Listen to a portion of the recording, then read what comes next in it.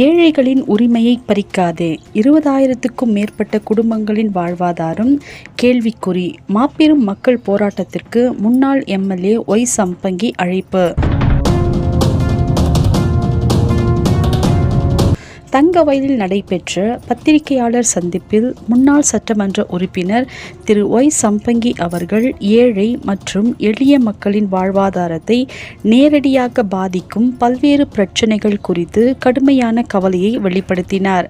அவர் பேசுகையில், சுமார் 14,000 முதியோர் மற்றும் தகுதியான பயனாளிகளின் முதியோர் ஓய்வூதியம் பென்ஷன் நிறுத்தப்பட்டுள்ளதாகவும், மேலும் 4,000க்கும் மேற்பட்ட குடும்பங்களின் ரேஷன் கார்டுகள் ரத்து செய்யப்பட்டுள்ளதாகவும் தெரிவித்தார்.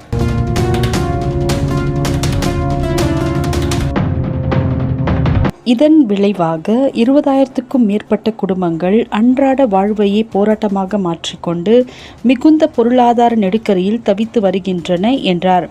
மக்களின் அடிப்படை உரிமைகளான உணவு பாதுகாப்பும் முதியோர் வாழ்வாதாரமும் பறிக்கப்படக்கூடாது. தகுதியான பயணிகளுக்கு உடனடியாக பென்ஷன் மற்றும் ரேஷன் கார்டுகளை மீண்டும் அரசு வழங்க அவசர நடவடிக்கை எடுக்க வேண்டும் என அவர் வலியுறுத்தினார். மேலும் அரசு உடனடியாக நடவடிக்கை எடுத்து மக்களின் பிரச்சினைகளுக்கு நிரந்தர தீர்வு வழங்காவிட்டால் பாதிக்கப்பட்ட பொதுமக்களை ஒன்றிணைந்து தங்கவயலில் மாபெரும் ஜனநாயக மக்கள் போராட்டம் நடத்தப்படும் என்று முன்னாள் சட்டமன்ற உறுப்பினர் திரு ஒய். சம்பங்கி அவர்கள் உறுதியாக அறிவித்தார். மக்களின் உரிமைக்கான இந்த போராட்டம் இறுதி வரை தொடரும்.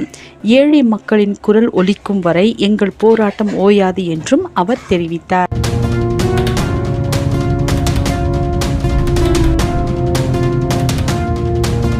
ಓದ್ತೀನಿ. ಪೆನ್ಷನ್ ತೆಗೆದಿರೋದು 14,000 ಜನರಿಗೆ ಪೆನ್ಷನ್ ತೆಗೆದಾಕ್ತಾರೆ ನಮ್ಮ ಕ್ಷೇತ್ರದಲ್ಲಿ. ಒಂದು 20,000 ಜನ ಕುಟುಂಬಗಳಿಗೆ 20,000 ಜನರಿಗೆ ಅಂದಾಜು ರೇಷನ್ ಕಾರ್ಡ್ ತೆಗೆದವ್ರೆ. 14,000 ಜನ ಪೆನ್ಷನ್ ತೆಗೆದಿದ್ದಾರೆ. 20, 14, 34,000 ಜನರ ಹೊಟ್ಟೆ ಮೇಲೆ ಹೊಡೆದಿರ್ತಕ್ಕಂಥ ಒಂದು, ಅವ್ರು ಹೇಳ್ಕೊಂತಾರಲ್ಲ, ನಾವು ಜನಪ್ರಿಯ ಶಾಸಕರು, ಜನಪ್ರಿಯ ಸರ್ಕಾರ, ಕಾಂಗ್ರೆಸ್ ಸರ್ಕಾರ, ಬಡವರ ಪರವಾಗಿದ್ದೇವೆ, ಬಿಜೆಪಿ ಏನು ಮಾಡಲಿಲ್ಲ, ಬಿಜೆಪಿ ಅವ್ರ ವಿರುದ್ಧವಾಗಿದ್ರು, ನಾವು ಅಧಿಕಾರಕ್ಕೆ ಬಂದು ಎಂತ ಒಳ್ಳೆ ಕೆಲಸ ಮಾಡಿದ್ದೀವಿ ಅಂತ ಹೇಳಿದ್ರೆ 14,000 ಜನರಿಗೆ ಪೆನ್ಷನ್ ತೆಗೆದಿದ್ದೀವಿ, 20,000 ಜನಕ್ಕೆ ರೇಷನ್ ಕಾರ್ಡ್ ತೆಗೆದಿದ್ದೀವಿ. ಇದು ನಮ್ಮ ಸಾಧನೆ ಅಂತ ಹೇಳ್ಕೊಳ್ತಾರೆ. ಇದಕ್ಕೆಲ್ಲರೂ ಸೇರಿ ನಮ್ಮ ಕ್ಷೇತ್ರ ಜನ ಚಪ್ಪಾಳೆ ತಟ್ಟಿ, ನಿಮ್ಮ ಹತ್ರ ಈ ರೇಷನ್ ಕಾರ್ಡೇ ಇಲ್ಲ ಅಂತ ಹೇಳಿದ್ರೆ ಈ ಗಂಗಾ ಕಲ್ಯಾಣ ಯೋಜನೆ ನಿಮ್ಗೆ ಎಲ್ಲಿ ಬರುತ್ತೆ? ಇದು ನಮ್ಮ ಕ್ಷೇತ್ರ ಜನರ ಮುಂದೆ ಇಡ್ತಾ ಇದೆ. ಬೋರ್ವೆಲ್ ಸಿಕ್ಕಲ್ಲ, ನೀವು ಬಡತನ ರೇಖೆಯಿಂದ ಆಚೆ ಹಾಕ್ಬಿಟ್ಟವ್ರೆ, ನಿಮ್ಮನ್ನ ಶ್ರೀಮಂತರಿಂದ ಐಡೆಂಟಿಫೈ ಮಾಡ್ಬಿಟ್ಟವ್ರೆ. ಯಾರು? ಸನ್ಮಾನ್ಯ ಆಹಾರ ಮತ್ತು ನಾಗರಿಕ ಇಲಾಖೆಯ ಮಂತ್ರಿಗಳಾದಂತ ಕೆ.ಎಚ್. ಮುನಿಯಪ್ಪನವರು, ಹಿರಿಯರು, ಅವ್ರ ಮಗಳಾದಂತವ್ರು ತಂದೆಗೂ ಈ ವಿಷಯಗಳು ಗೊತ್ತೇ ಇರೋದಿಲ್ವಾ? ಗೊತ್ತೇ ಇರಲ್ವಾ? ಎಲ್ಲವೂ ಗೊತ್ತು, ಆದ್ರೆ ತೆಗ್ದಿದ್ದಾರೆ. ಅದ್ರ ಜೊತೆಗೆ ಯಾವ ಸ್ಕೂಲು ಕಾಲೇಜುಗಳಲ್ಲಿ ಸ್ಕಾಲರ್ಶಿಪ್ ಸಿಗೋದಿಲ್ಲ. ಎಲ್ಲರ ಮಕ್ಕಳು, ಈ 4,000 ಮನೆಯಲ್ಲಿರ್ತಕ್ಕಂಥ ಮಕ್ಕಳು ವಿದ್ಯಾವಂತರು ಇದಾರ ಇಲ್ಲೋ, ಮಕ್ಕಳಿದಾರ ಇಲ್ಲೋ, ಅವ್ರಿಗೆ ನೀವು ಯಾವುದು ಶಾಲಾ, ಸರ್ಕಾರಿ ಇರ್ಬೋದು, ಖಾಸಗಿ ಇರ್ಬೋದು, ಈ ಶಾಲೆಗಳಲ್ಲಿ ನಿಮಗೆ ಸ್ಕಾಲರ್ಶಿಪ್ ಸಿಗೋದಿಲ್ಲ. ಹಂಗಿದ್ದಾಗ ಮಕ್ಕಳ ಭವಿಷ್ಯ ಏನು? ಸರ್ಕಾರಿ ಮತ್ತು ಖಾಸಗಿ ಆಸ್ಪತ್ರೆಗಳಲ್ಲಿ ನಿಮಗೆ ಯಾವುದೇ ಚಿಕಿತ್ಸೆ ಸಿಗೋದಿಲ್ಲ. ನಿಮ್ಗೆ ಹೋದ ತಕ್ಷಣ ಏನೇನು ಅಪಘಾತ ಆದಾಗ, ಆರೋಗ್ಯ ಸರಿ ಇಲ್ದಿದ್ದಾಗ ನೀವು ಆಸ್ಪತ್ರೆಗಳಿಗೆ ಹೋದ್ರೆ ಅವ್ರೇನ್ ಕೇಳ್ತಾರೆ ಹೇಳ್ರಿ? BPL ಕಾರ್ಡ್ ಇದೆಯಾ, ರೇಷನ್ ಕಾರ್ಡ್ ಇದೆಯಾ, ಮತ್ತೆ ನೀವು ಏನಾದ್ರು ಬೇರೆ ಬೇರೆ ಸರ್ಕಾರದ ಯೋಜನೆ ಪಡ್ಕೊಳ್ಳಕ್ಕೆ ನೀವು ಅರ್ಹರ ಅಂತ ಹೇಳಿ ಡಾಕ್ಯುಮೆಂಟ್ ಕೇಳ್ತಾರೆ. ಡಾಕ್ಯುಮೆಂಟ್ ಅದು ಯಾವ್ದು ಇಲ್ಲ ಅಂದಾಗ ನೀವು ತಕ್ಷಣ ದುಡ್ಡು ಕಟ್ಟಿ ಅಂತಾರೆ ಆಸ್ಪತ್ರೆಯಲ್ಲಿ. ಇಲ್ಲಾಂದ್ರೆ ಆ ರೋಗಿನ ಮುಟ್ಟೋದೇ ಇಲ್ಲ, ಡಾಕ್ಟರ್ಗಳು, ನರ್ಸ್ಗಳು ಮುಟ್ಟೋದೇ ಇಲ್ಲ. ಇಷ್ಟೇ ಅಲ್ಲ, ನೀವು ಯಾವುದೇ ನಿಗಮಗಳಲ್ಲಿ, ರಾಜ್ಯದಲ್ಲಿ 8 ನಿಗಮಗಳಿದೆ, ಗ್ಯಾರಂಟಿಗಳಂತ ರಾಜ್ಯದಲ್ಲಿ ಘೋಷಣೆ ಮಾಡಾದ ಮೇಲೆ ನಿಗಮಗಳಲ್ಲಿ ದುಡ್ಡೇ ಇಲ್ಲ ಅಂತ ಹೇಳಿ ಜನ ಮಾತಾಡ್ತಾ ಇದ್ದಾರೆ. ಯಾವುದೇ ಸಾಲ ಸೌಲಭ್ಯಗಳು ಸಿಗ್ತಾ ಇಲ್ಲ ಅಂತ ಹೇಳ್ತಾ ಇದ್ದಾರೆ. ಆದ್ರೂ ಒಂದೋ ಎರಡೋ ಏನಾದ್ರೂ ಕೊಡುವಂತ ಪರಿಸ್ಥಿತಿಯಲ್ಲಿ ನೀವೇನಾದ್ರೂ ಅರ್ಜಿ ಅವ್ರ ಕಾಲ್ಫರ್ ಮಾಡಿದಾಗ ಅಪ್ಲಿಕೇಶನ್ ಹಾಕೋಬೇಕಂತ ಹೇಳಿದ್ರೆ ಈ ದಾಖಲೆ ಇಲ್ಲ ಅಂತ ಹೇಳಿದ್ರೆ ನಿಮ್ಮನ್ನ ಅಲೋ ಮಾಡೋದಿಲ್ಲ, ನೀವು ಆ ಸೌಲಭ್ಯದಿಂದ ವಂಚಿತರಾಗಿದ್ದೀರಿ. ಈ ರೇಷನ್ ಕಾರ್ಡ್ ತೆಗೆದಾಕಿರೋದ್ರಿಂದ ಪರಿಣಾಮ ಏನಾಯ್ತು ಅಂತ ಹೇಳಿದ್ರೆ 14,000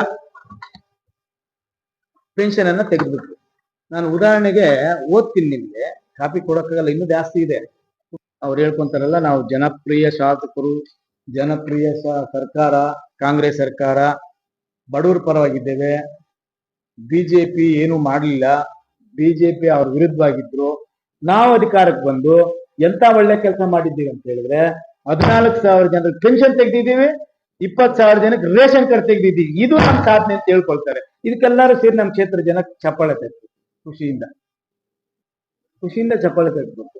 ಇಂಥ ಯೋಜನೆಗಳನ್ನ ಯಾರು ತರ್ತಾರೆ ಹೇಳ್ರಿ? ನಮ್ಮ ಕೈಲಂತೂ ಆಗ್ಲಿಲ್ಲ, ನಾವ್ ಇದೆಲ್ಲ ತೆಗಿಯಕ್ ಆಗ್ಲಿಲ್ಲ ನಮ್ಮ ಕೈಯಲ್ಲಿ. ಇವ್ರದ್ದು ಅಷ್ಟು ದೊಡ್ಡ ಮನಸ್ಸು ಮಾಡಿ ತೆಗೆದವ್ರೆ, ಇವ್ರಿಗೆ ನಾವು ಶಬಾಷ್ಗಿರಿ ಕೊಡ್ಲೇಬೇಕಲ್ಲ.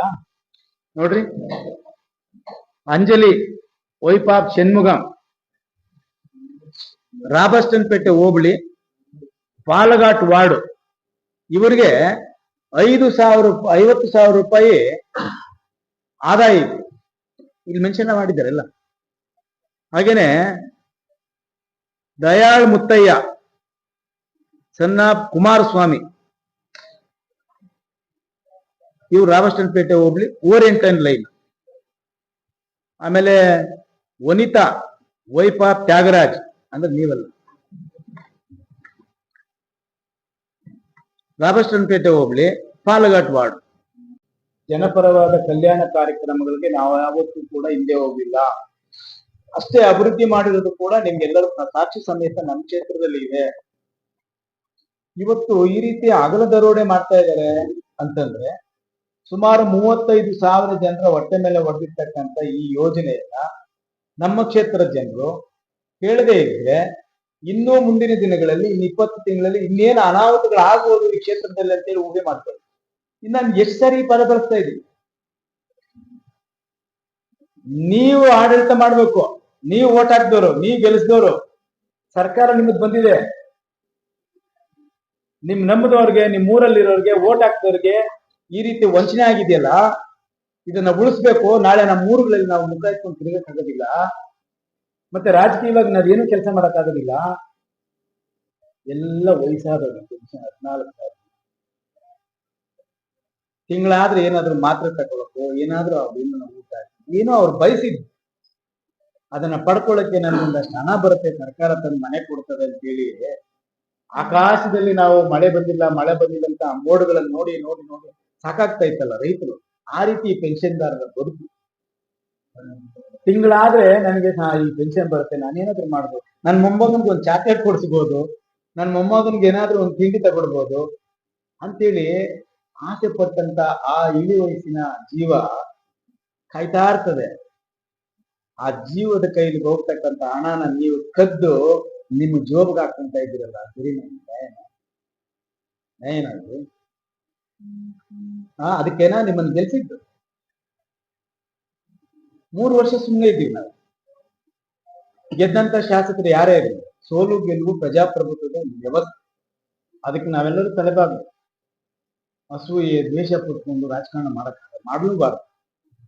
ಜನರ ತೀರ್ಪಿಗೆ ತಲೆಬಾಗಬೇಕು. ಜನರ ತೀರ್ಪು ಕೊಟ್ಟಂತೆ ಈ ಕ್ಷೇತ್ರದ ಶಾಸಕರ ನಿಲುವೆ, ಅವರ ಪ್ರತಿಕ್ರಿಯೆಗಳೇನು? ಈ 14 ಜನರ ವಯಸ್ಸಾದಂತ ತಂದೆ ತಾಯಿಯರ ಮನಸ್ಸುಗಳಿದೆಯಲ್ಲ, ಇವತ್ತು ಯಾವ ರೀತಿ ಇಡೀ ಶಾಪ ಆಗ್ತಾ ಇದ್ದಾರೆ ನಿಮಗೆ. ಓಟ್ ಹಾಕಿ ಮೋಸ ಮಾಡಿದ್ವಿ ನಾವು, ಮೋಸ ಆಗುದಿಲ್ಲ, ನಾವು ಅನ್ಯಾಯ ಮಾಡ್ಕೊಂಡ್ವಿ. ಈ ರೀತಿ ಮಾಡ್ತಾರೆ ಅಂತ ಹೇಳಿ ನಾವು ಅಂದ್ಕೊಂಡಿಲ್ಲ. ಗ್ಯಾರಂಟಿಗಳೆಲ್ಲ ಕೊಡ್ತಾರೆ ಅಂತ ನಮ್ಗೆ ಆಸೆ ಇರ್ತಿತ್ತು, ಅದಕ್ಕಾಗಿ ಕಾಂಗ್ರೆಸ್ ಓಟ್ ಹಾಕಿದ್ವಿ. ಜಾತಿ ಧರ್ಮ ಕುಲ ಯಾವ ನೋಡಿಲ್ಲ, ಇದ್ರಲ್ಲಿ ಇರ್ತಕ್ಕಂಥವ್ರು ಎಲ್ಲ ಜಾತಿ ಧರ್ಮದವರಿದ್ದಾರೆ. 14,000 ಜನ. ನಾನು ಅವರೆಲ್ಲರೂ ಪರವಾಗಿ ಮಾತಾಡ್ತೇನೆ. ಈ 4,000 ರೇಷನ್ ಕಾರ್ಡ್ ಎಲ್ಲ ಜಾತಿ ಧರ್ಮದವರಿದ್ದಾರೆ, ನಾನು ಅವ್ರ ಪರವಾಗಿ ಮಾತಾಡ್ತೇನೆ. ನಂದೇನ್ ತಪ್ಪಿದೆ? ನಾನೇನಂತ ತಪ್ಪು ಮಾಡ್ಬಿಟ್ಟಿದ್ದೆ ಕ್ಷೇತ್ರದಲ್ಲಿ?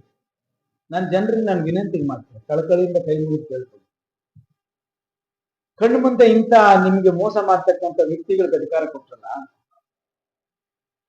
ನಾನು ಕೆಲ್ಸಗಳ ಹತ್ರ ಖುದ್ದಾಗಿ ನಿಂತು ಎಲ್ಲ ಸಮಯವನ್ನು ಈ ಕ್ಷೇತ್ರದ ಜನರಿಗೋಸ್ಕರ ಮೀಸಲು ಕೆಲಸ ಮಾಡ್ತಾ ಇದ್ನಲ್ಲ, ನನ್ನನ್ನು ಯೋಚನೆ ಮಾಡಿ, ನಾನೇನ್ ಮೋಸ ಮಾಡಿದ್ದೀನಿ? ಯಾರ ಹತ್ರ ನಾನು ಅವ್ರಿಗೆ ಮೋಸ ಮಾಡಿ ಜಮೀನುಗಳಾಗ್ಲಿ ಮತ್ತೊಂದುಗಳಾಗ್ಲಿ, ಈ ಕ್ಷೇತ್ರದಲ್ಲಿ ಇರ್ತಕ್ಕಂಥ ಜನರಿಗೆ ಜಮೀನುಗಳು ಮಂಜೂರು ಮಾಡದೆ ಶ್ರೀನಿವಾಸ ಪಕ್ಕದಲ್ಲಿ ಇರ್ತಕ್ಕಂಥವ್ರಿಗೆ ಸುಳ್ಳು ದಾಖಲೆಯನ್ನು ಸೃಷ್ಟಿ ಮಾಡಿ, ಒಂದೇ ಕುಟುಂಬದವರಿಗೆ ಮತ್ತೆ ಅವರ ಪಕ್ಕ ಅಕ್ಕಪಕ್ಕ ಅವರವರೇ ಅವ್ರಿಗೇನೆ 60 ಎಕರೆ ಮಾಡಿದಾರಲ್ಲ ಶಾಸಕರೇ, ನೀವ್ ಕೇಳ್ಬಾರ್ದ? ಹೋಗ್ಲಿ ಬೇಡ, ನಿಮ್ ಕೂಡ ಹುಟ್ಟಿದವರಿಗೆ ನಿಮ್ ಸಂಬಂಧಿಕರಿಗಾನ ಮಾಡಿದ್ರ ನಾನು ಎಮ್ ಎಲ್ ಎ ಆಗಿದ್ದಕ್ಕೆ ಹೋಗ್ಲಿ, ನಾನೊಂದಷ್ಟು 60 ಎಕರೆ ನಮ್ಮವ್ರಿಗೆ ಮಾಡಿದ್ದೀನಿ ಅಂತೇಳಿ ನಿಮ್ಗಾದ್ರೂ ಸಮಾಧಾನ ಇರ್ತಾ ಐತೆ? ಅವ್ರು ನಿಮ್ಮ ನೆನ್ಸ್ಕೊಂತ ಇದ್ರಲ್ಲ, ನಮ್ಮವ್ರು ನಮ್ಮ ಸಂಬಂಧಿಕರು ಎಮ್ ಎಲ್ ಎ ಆಗಿದ್ದಕ್ಕೆ ನಾನು 2 ಎಕರೆ ಜಮೀನ್ ಕೊಟ್ಟಿದ್ದಾರೆ, 4 ಎಕರೆ ಜಮೀನ್ ಕೊಟ್ಟವ್ರೆ ಅಂತೇಳಿ ನಿಮ್ಮನ್ನ ಆ ಕುಟುಂಬದವರು ನೀವು ಇರೋರ್ಗು ಹೇಳ್ಕೊಂತ ಇದ್ರು. ಯಾರಿಗ್ ಮಾಡಿದ್ದೀರಿ? ನಿಮ್ ಪರವಾಗಿ ಸೀಲ್ ಇದೆಯಲ್ಲ, ಒತ್ತ ಸೀಲು ಅವ್ರ ಪರವಾಗಿ ಮಾಡಿದ್ದೀರಿ 60 ಎಕರೆ ಜಮೀನು. ನಾನು ಇನ್ನೂ ಬಿಡಿಸಿ ಹೇಳ್ಬೇಕಾ? ಸೈನ್ ಹಾಕೋದು ನೀವು, ಸೀಲ್ ಒತ್ತದ್ದು ಅವರು, ಆವಾಗ ಅಧಿಕೃತ ಆದೇಶ. ಈ ಕ್ಷೇತ್ರದ ಜನ ಅದನ್ನ ಬಹಳ ಖುಷಿಯಿಂದ ಅಕ್ಸೆಪ್ಟ್ ಮಾಡ್ಕೊಂತಾರಪ್ಪ, ಬಹಳ ಖುಷಿಯಿಂದ ನಗ್ನಗ್ತಾ, ಆಹಾ ನಮ್ಮವರು ನಮ್ ಲೀಡ್ರು ಅವ್ರು ಹೇಳ್ದಂಗೆ ಕೇಳ್ತೀವಿ ಅಂತೀವಿ ಅಂದ್ಕೊಂಡಿದ್ರಿ. ಬಟ್ ಈಗ ನಿಧಾನಕ್ಕೆ ಸ್ವಲ್ಪ ದೂರ ಆಗ್ತಾರೆ ನಮ್ ಕಣ್ಣು ಕಾಣ್ತಾ ಇದೆ. ನಾನು ನಮ್ಮ 14,000 ಜನ ಪೆನ್ಷನ್ದಾರರಿಗೆ ವಂಚನೆ ಆಗಿರ್ತಕ್ಕಂಥ ಆ ತಾಯಂದರಿಗೆ, ಆ ತಂದೆ ತಾಯಿ ಸ್ಥಾನದಲ್ಲಿರ್ತಕ್ಕಂಥ ಇಳಿ ವಯಸ್ಸಿನಲ್ಲಿರ್ತಕ್ಕಂಥ ನಮ್ಮ ಕ್ಷೇತ್ರದ ಮುಖಂಡರು, ಮತ್ತೆ ಈ 14,000 ರೇಷನ್ ಕಾರ್ಡು ತೆಗೆದಾಕಿದಾರಲ್ಲ, ಇವ್ರಿಗೆಲ್ಲರಿಗೂ ನಾನು ಕೈ ಮುಗಿದು ಪ್ರಾರ್ಥನೆ ಮಾಡ್ತೀನಿ. ನಾನು ನಿಮ್ ಪರವಾಗಿದ್ದು ಕೆಲಸ ಮಾಡ್ತೀನಿ, ಬಿಜೆಪಿ ನಿಮ್ ಪರವಾಗಿರ್ತದೆ, ನಿಮ್ ಪರವಾಗಿ ಹೋರಾಟಕ್ಕೆ ಇಳಿತೀವಿ. ನೀವೆಲ್ಲರೂ ಕೂಡ ಹೋರಾಟಕ್ಕೆ ಬನ್ನಿ.